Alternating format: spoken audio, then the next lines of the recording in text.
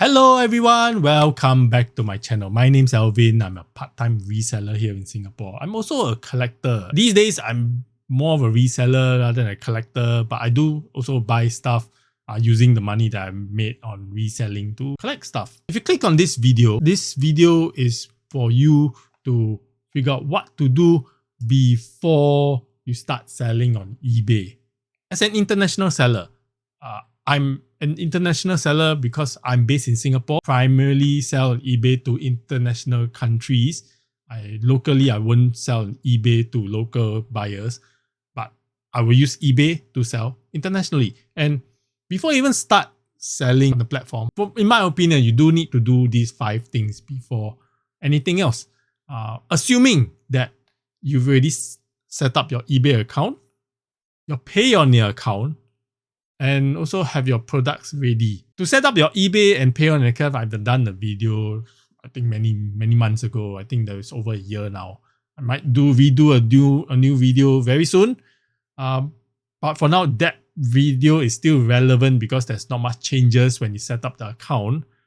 The interface may change a little bit, but yeah, then maybe I will go through that again. Go through this video and then set up the account and then come back to this video. As a seller who have the products ready on hand in Singapore or in your country of your preference or your place based at, products that's already in hand, you have it ready with you. That's where I'm coming at, because if you don't have the product with you, you may not want to start selling yet. If you have the product ready with you, check it to see if you can actually ship this item internationally, because international borders, it's a little different as with local, because locals, there's not much thing going on, there's not much restrictions. But internationally, on top of my head, the fact is cannot send lithium batteries out. Lithium batteries are no-go. Food products is hit and miss. That one you have to Google yourself.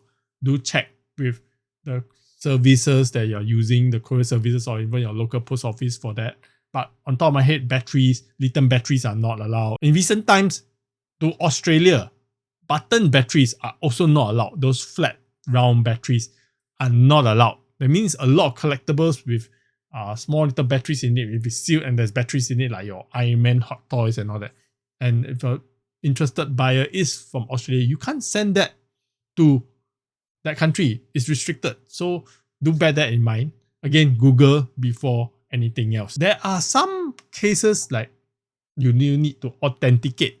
If you have stuff that like you need to authenticate, like shoes and cards, again, Google before you start selling on the platform. In my time, I've actually sold 1 or 2 football cards, those collectible cards. So far, so good. It has gone through without any authentication. But again, Google and see whether there's any restriction on that. First, to pre-weigh your item. You have the item on hand. You actually need to know what's the weight. So you have to pre-weigh it. Why pre-weigh it before packing it is because you at least have a rough gauge of what's the weight like. Because you haven't packed it. It may not even sell on the platform. You listed it and then it doesn't sell. It can happen. So my advice is you pre-weigh the item at maybe about 20 to 30% to have a rough gauge of what's the weight like.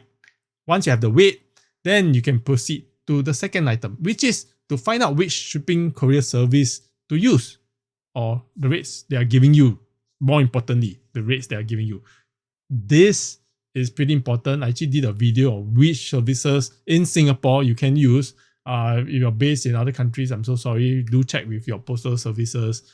There should be many in your own country. But Singapore in particular, check this video and you may be surprised. Started reusing QExpress. That one I will touch upon in another video perhaps, which, what's the going rate like, what's the best and the worst case scenario. I'm still using e-pack services. So find out, and then check with them using the weight and then see what's the rates like. Not only your product, you also need to have your weighing scale and maybe your packing materials. Yes, your packing materials.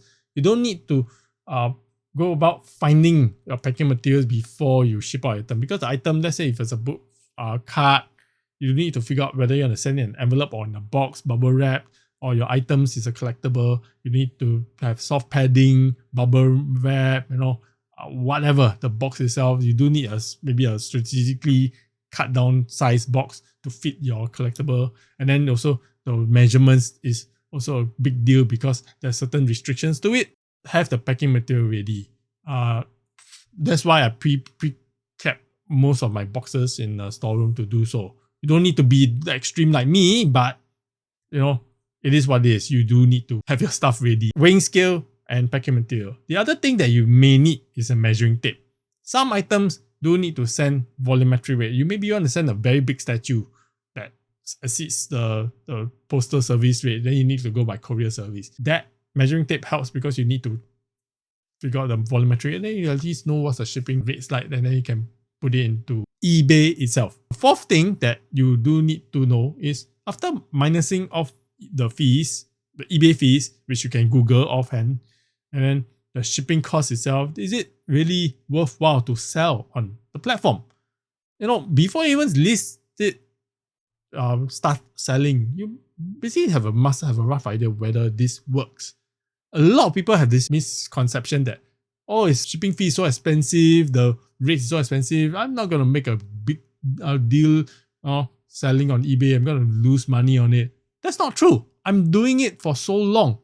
And even though eBay has slowed down, there are things that I sell, I make a profit on. If you know what you're doing, you can do it. It does not need to be just for profit, you know, buy low and sell high and then minusing all the fees and everything. It could be also that you're clearing your collection or selling down your collection. As for me in Singapore, it's not easy to sell my collection to someone because some things are niche. Nobody might even want it. So for what it's worth as a collector, you know, there are two minds to a reseller and collector. You do want a bang for your buck for the item that you're selling. So the best way is to sell on eBay. Everybody looks at eBay for the price, but they don't know that the caveat is the fees that are associated with it. But once you get the hang of it, who knows? You might even profit for it and do well on the platform. So check, minus off the fees and check, please check. The last thing is, before you even sell on the platform, is your handling time. Because there are things that can sit in your eBay, account for many, many months, up to a year perhaps.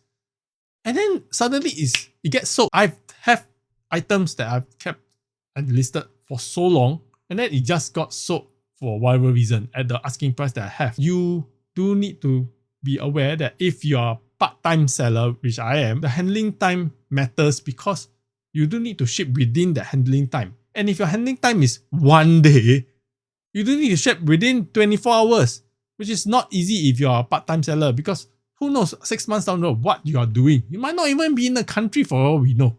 So my advice is have the handling time, stretch it to a convenient time of your choosing. It need not be whose handling time that's good. I've actually have handling times that's 10 days and people still buy from me. Nowadays, I put it at 5 days because 1 week, 5 working days, I generally have someone to come and pick it up. If not, I'll go out and send it off. But to what you are convenient at, the handling time, keep it to what you can do. Because eBay is all about what you can do. It's not what eBay does. You do need to figure out your lifestyle around it to sell on eBay and to sell effectively on the platform. So these are the 5 things. And if you stuck around, for so long to this end of the video, I appreciate you. Been out of this YouTube game for so long, and many of you have stuck with me, and I appreciate that.